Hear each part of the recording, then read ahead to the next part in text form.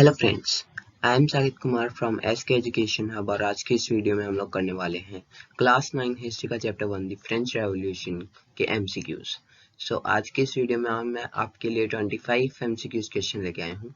अगली वीडियो में एक और 25 एमसीक्यूज क्वेश्चन का सेट होगा। आपके पूरे 50 एमसीक्यूज की प्रैक्टिस हो जाएगी जो कि मैंने चैप्टर के अंदर में से बनाए हैं। इससे पहले कि मैं वीडियो स्टार्ट करूं, आप लोगों के लिए एक जरूरी बात, जब भी मैं वीडियो में क्वेश्चन दिखाऊंगा आप उसे एक OMR शीट पे मार्क कर लीजिएगा मेरे आंसर बताने से पहले, ताकि आपको ये पता लगे कि आपकी कितनी प्रैक्टिस है। और अगर गलत हो गया तो कोई बात नहीं, अपनी गलतियों से सीखो और उसके बाद वो गलती वापस मत दोहराना। चलिए शुरू करते हैं। Question number 1, the fortress prison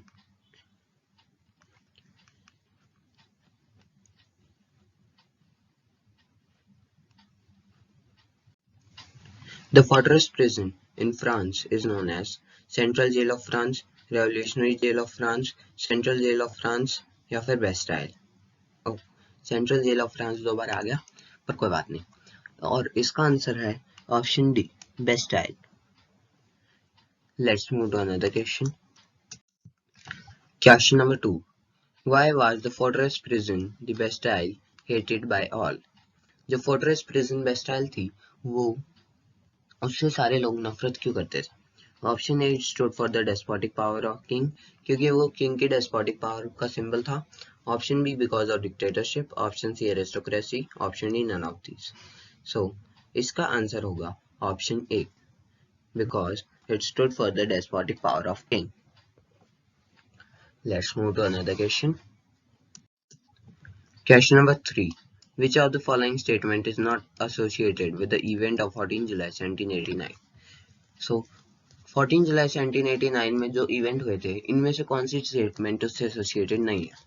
group of several 100 people march toward the eastern part of the city and storm the Bastille, हाँ ये तो हुआ था।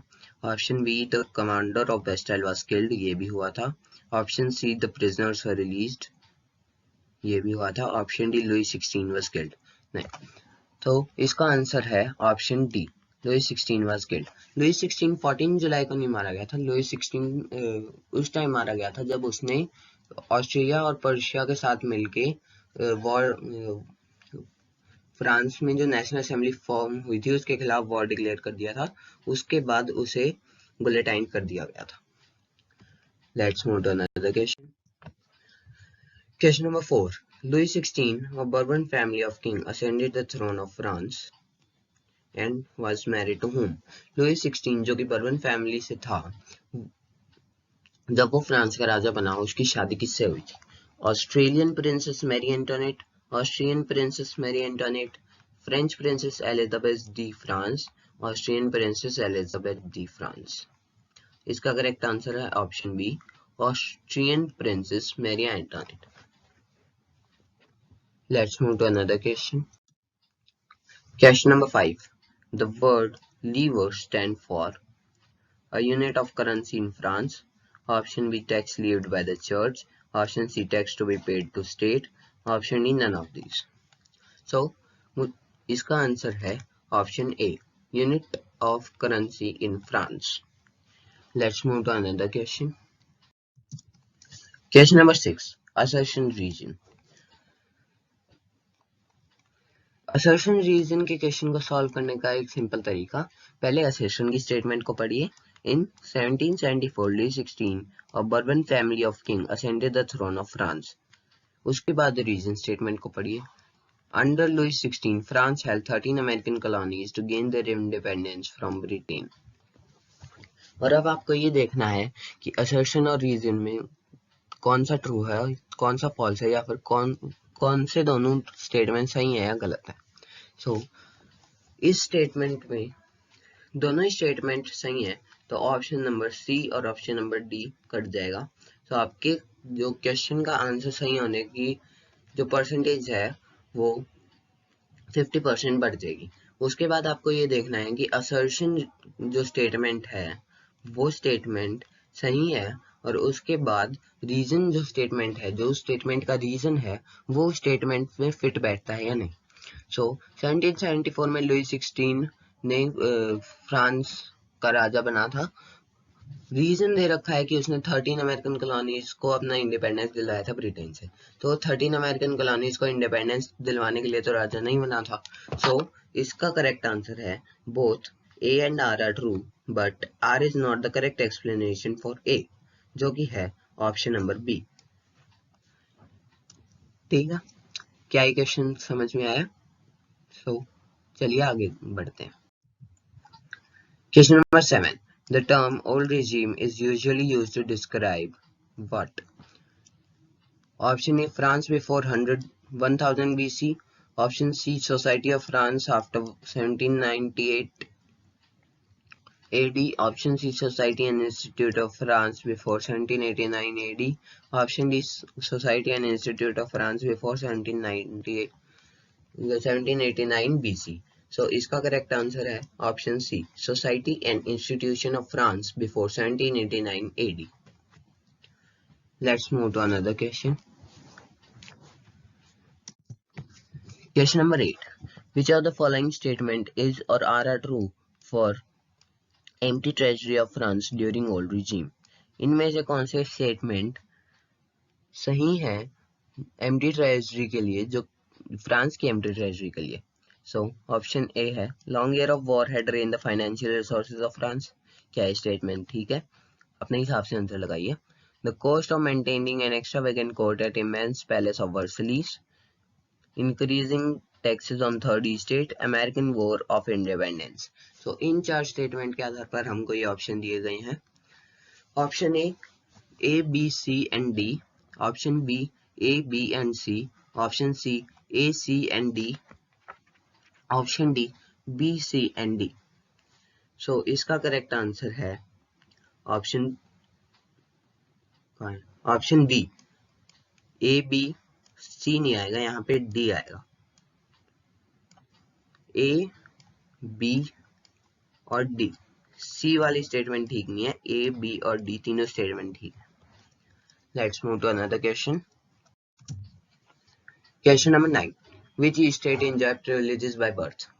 सो आपको पता है कि फ्रांस की जो सोसाइटी थी वो ओल्ड रिजीम के टाइम में 3 स्टेट में डिवाइडेड थी, फर्स्ट, सेकंड और थर्ड. तो इनमें से कौन सी स्टेट या स्टेट्स प्रिविलेजेस एंजॉय करती थी बाय बर्थ, और उनका नाम क्या था? Option A clergy, option B nobility, option C state, third state, option D both A and B. So इसका आंसर है option D, both A and B.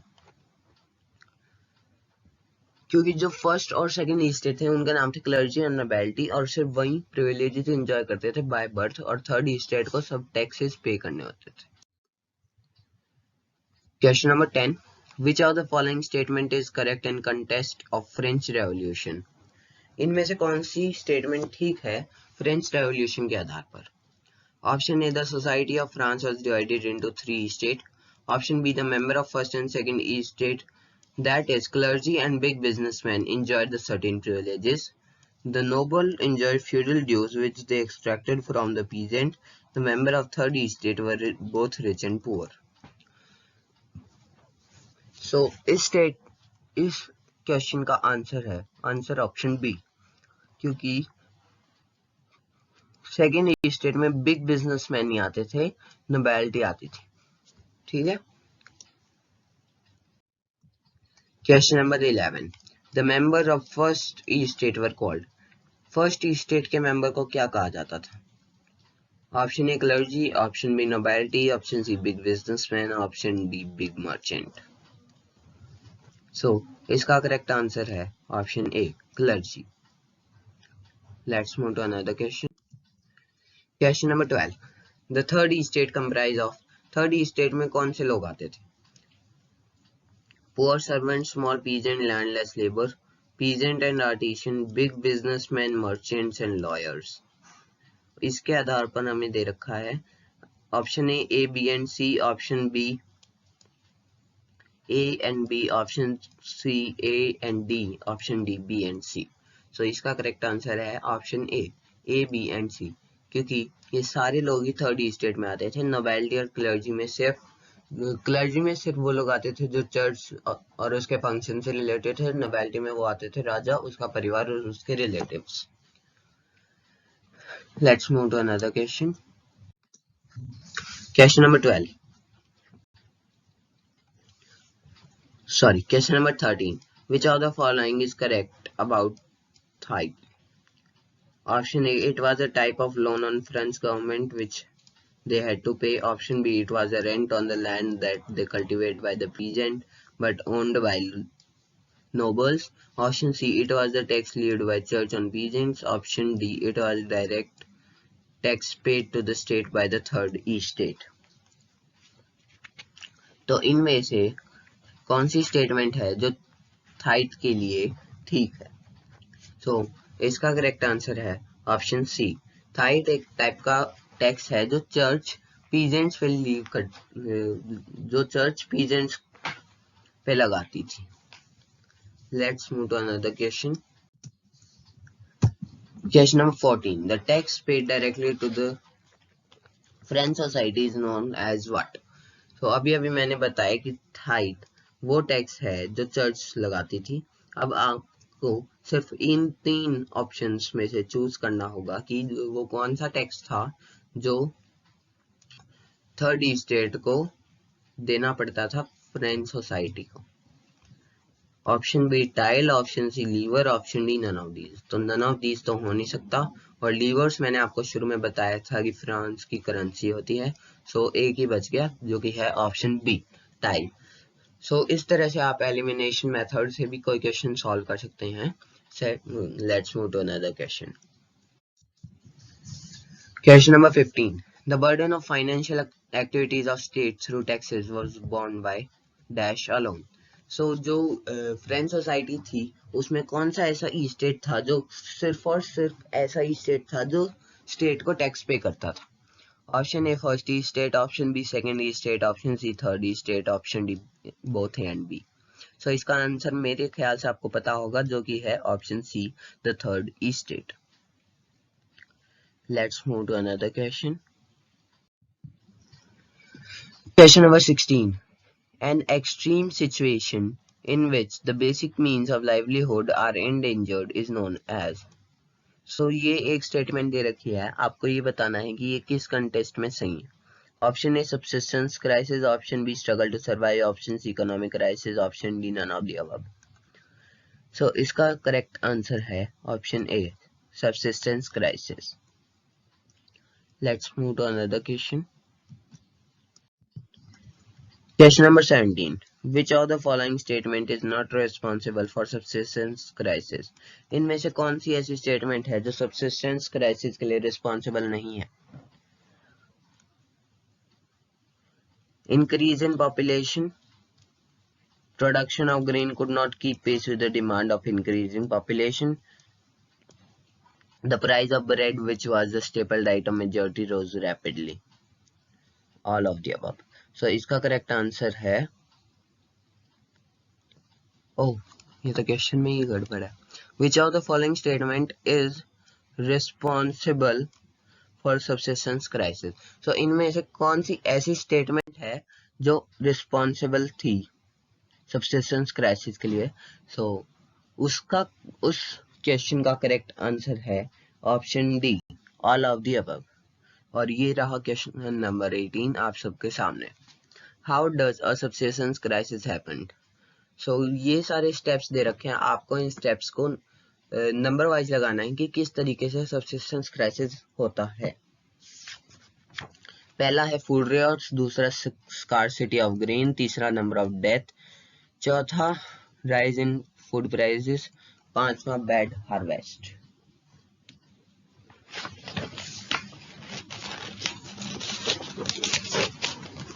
और इसमें एक 6 पॉइंट ऐड होगा, the poorest can no longer buy the bread.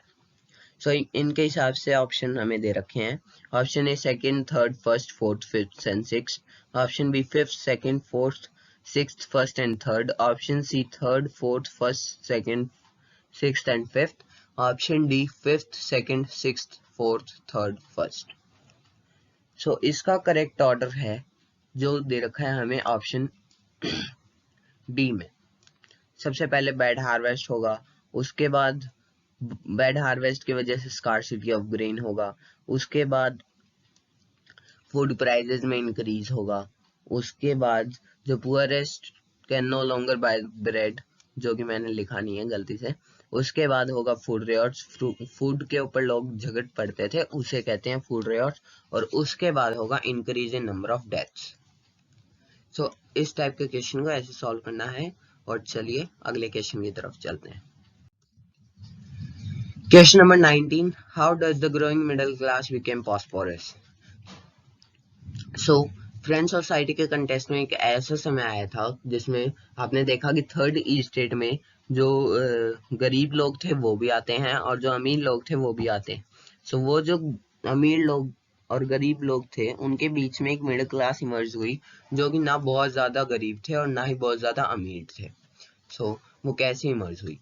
Overseas trade from the manufacturing of goods, they were educated and believed that no group of society should be privileged by birth.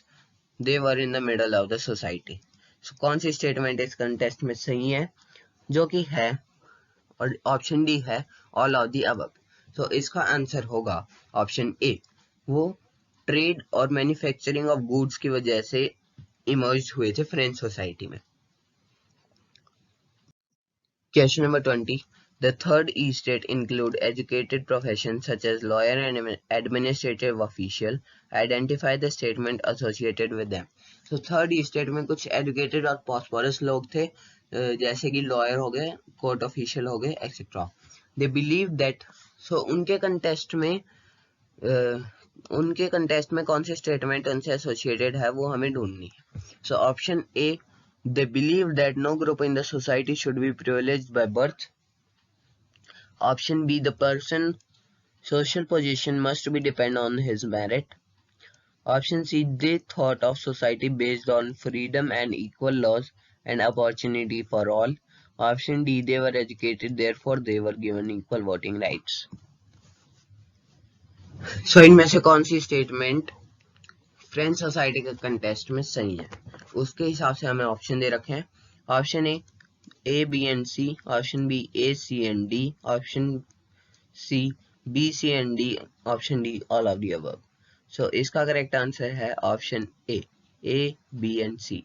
सो सिर्फ ये 3 statement French society contest में सही है, बाकी जो 4th statement है वो गलत है। Let's move to another question.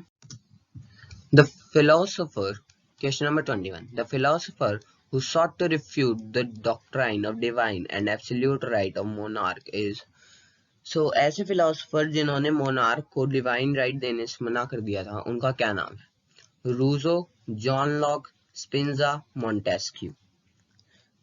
इसका करेक्ट आंसर है option B, John Locke. Let's move to another question. Question number 22. Two treaties of government is written by whom? Two treaties of government जो book थी वो किसने लिखी थी? Option A Rousseau, option B John Locke, option C Montesquieu, option D Spinoza. इसका correct answer है option C, Montesquieu. नहीं, इसका करेक्ट आंसर है option B, John Locke. Sorry, इसका करेक्ट आंसर है option B, John lock.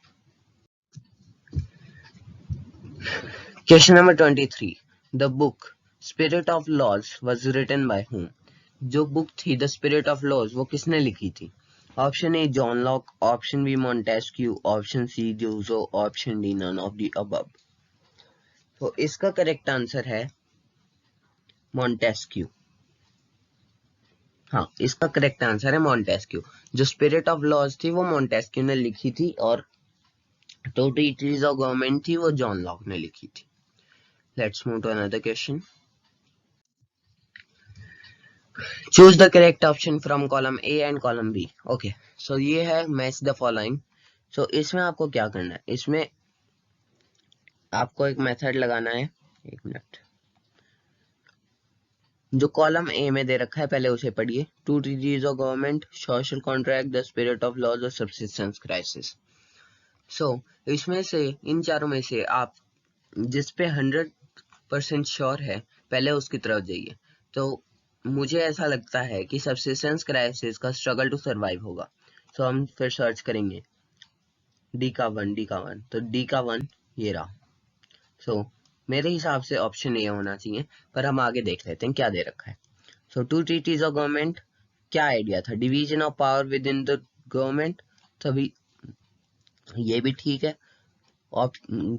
To social contract, इसमें क्या दे रखा है, बी का 4, government based on contract between the representative, नाम ही मैच कर रहा है तो ये भी ठीक है। और लास्ट बच गया spirit of laws, refute the doctrine of divine of the monarch. So इसका करेक्ट आंसर है ऑप्शन ए। सो इसमें देखा आपने क्या करना है कि जो भी ऑप्शन आपको 110% आप उस पर श्योर हैं, पहले आप उसके साथ जाइए, बाद में ऑप्शन में सर्च कीजिए कि वो ऑप्शन दे रखा है या नहीं, उसके बाद आगे बढ़िए। So let's move to our last question of this video. Question number 25. What was East State General? East State General क्या था? Option A, post of Army General. Option B, a political body. Option C, head of landed property. Option D, advisor of king. So इसका answer है option B, a political body. Estates general वो meeting थी जिसमें तीनों state आते थे, उसके बाद राजा टैक्स बढ़ाने का प्रपोजल रखता था। So this is my video, friends. I hope you like it. Thank you for watching, and please share, share and subscribe my channel SK Education Hub. And for more such video, please comment. Thank you very much.